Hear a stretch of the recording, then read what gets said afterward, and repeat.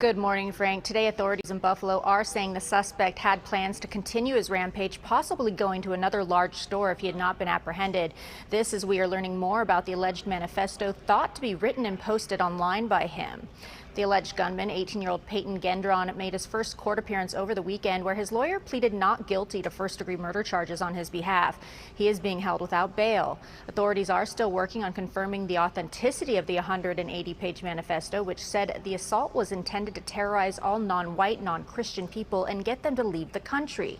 According to CNN, the manifesto says the alleged shooter described the attack as terrorism and himself as a white supremacist. The manifesto also had a drawn map of the store that was targeted and pages listing what equipment the gunman planned to use. He allegedly chose to attack the Tops Friendly Market because it was in a majority black neighborhood and within driving distance of his home.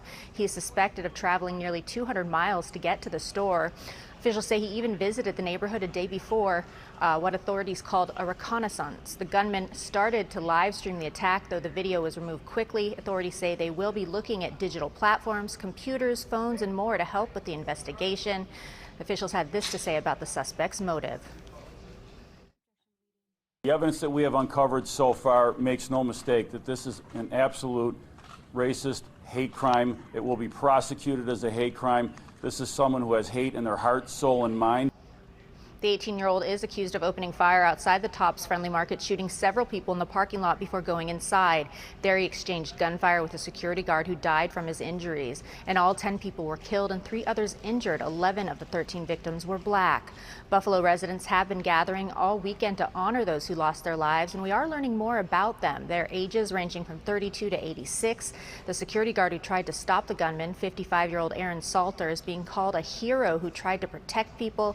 He was a former Buffalo police lieutenant who worked at the store after retiring. Another, a church deacon, was said to be helping people get home with their groceries.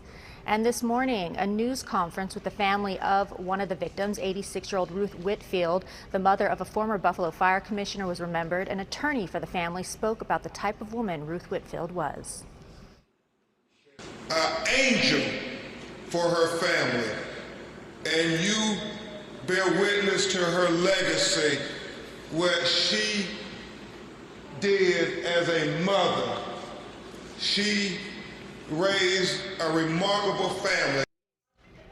The 18-year-old also made a threat to his high school last year and was taken to a hospital for a mental health evaluation, but had no further contact with law enforcement after his release, according to officials. President Biden is set to travel to Buffalo tomorrow to meet with the families of the victims.